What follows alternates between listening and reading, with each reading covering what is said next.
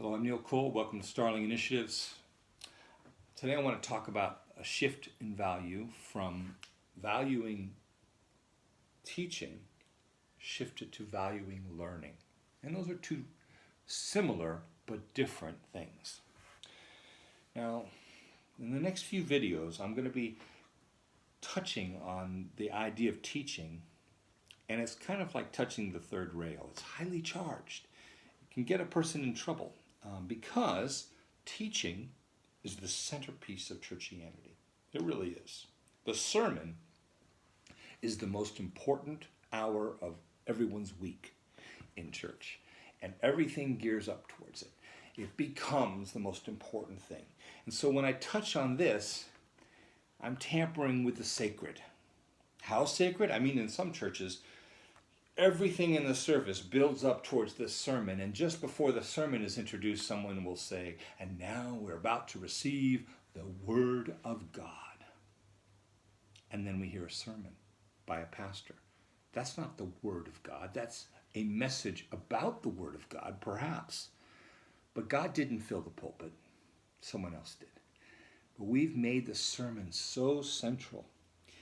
Now, it's going to be hard for people to hear this because there are pastors and clergymen, preachers, who have gained their power, their whole sense of identity and purpose, and also their security, their livelihood, based on the whole idea of preaching sermons. And I'm about to mess with that. I'm about to tamper with that. Because the gift of teaching has taken the role of the teacher has taken the center stage in all of Christianity, both literally and figuratively. Our buildings are designed around the sermon. A bunch of pews all facing the pulpit. Our service flow is all about getting to the sermon. What's next? What is God going to say to us? Our sense of identity is tied up with the teaching. I'm Lutheran, I'm Calvin, I'm Wesleyan, I go to so-and-so's church. It's all our sense of identity is tied to our teachers that we identify with. And our training. If you want to go into ministry, you got to go away 4 or 5 years to an academic institution and learn theology so you could preach right. And then how do we evaluate people for ministry? We test them on their doctrine and their ability to preach a sermon. It's all about this. So it's highly charged, very sensitive subject to talk about. Now there are 3 lies I want to point out about this. One, if you receive good teaching, everything will solve itself. Everything will come into place. Sound doctrine will fix everything. That's not true. You can hear a good message and not change anything. James writes, don't be hearers of the word only, but be doers of the word. It's the obedience that brings change, not the hearing of a message. He actually says that if you hear the word and you don't do anything about it, you deceive yourself. You are deluded. And we are a deluded people, thinking we're far more important and making a bigger difference than we actually are. So that's not true. A second lie is that heresy is the greatest threat to us. You know, oftentimes when I'm with a group, I'll say, raise your hand if you know someone who ever started a cult, and nobody, or maybe one person, will raise their hand. Then I'll ask the question, how many of you know of a Christian leader who fell into immorality? And every hand raises. And I'll just simply say, I don't think heresy is our biggest problem. Enough said. A third lie is we've been told that doctrine, right doctrine, correct doctrine, is the glue that holds us together, the unity of the church. And we've proven throughout centuries that doctrine doesn't hold us together, it divides us over and over again. That's why we have so many denominations, so many isms, is because we're holding on to doctrines over and against others. Knowledge, Paul says, puffeth up, builds your ego, but love edifies. Knowing stuff does not cause unity, it causes division because it emboldens your sense of pride. See, doctrine is not the path to unity. Love is, humility is, not doctrine. You could have 2 people who believe everything the same and they don't get along because they have personalities that conflict. You could have 2 people that believe very different things, but if they're humble and loving, They will get along and there will be unity.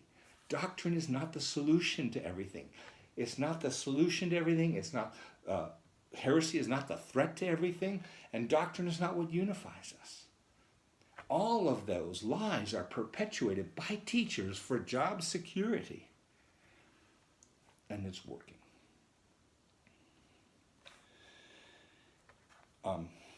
We need to learn to elevate the value of learning more than the teaching itself.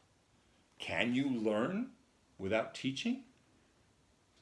Yeah, you can. All of life is an education, even without a sermon.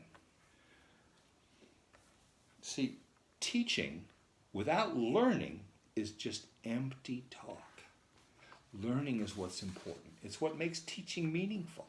So let's value the learning rather than the teaching itself. You know, in churchianity, in Christianity, you got two sides. You have the high church, which is the more formal church that has the usually stained glass windows or icons and men in robes, and they preach sermons. And then you have the more Baptistic side, the more independent church side that is less formal. Now, the formal side have what they call sacraments. A sacrament is an activity commanded by the scriptures that brings upon the person who obeys it a blessing of God's grace. But the other side, the Baptistic side, don't believe in sacraments because they don't believe there's any activity you could do to merit favor from God. That's already been given to you. So they don't call baptism and communion a sacrament. They call it an ordinance, which is a practice you obey that has a valuable teaching to it, but it's symbolic. Those are the two sides. They don't agree on sacraments. They don't agree on baptism. They don't agree on communion, although they all do it. But there is one sacrament they all agree on, and even the Baptistic side buys into this sacrament, and that sacrament is the sermon.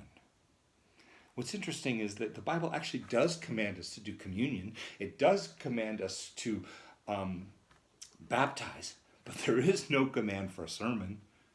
And yet we've made that the most important sacrament in the church. Even those of us who don't believe in sacraments have made it a sacrament.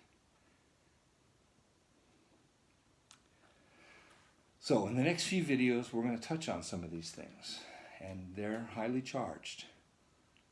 So get ready. Don't forget to subscribe to my YouTube channel, and you can receive all these videos as they come to be. And then also, if you like them, press that you do. Thank you very much. Next video, we'll look into this more.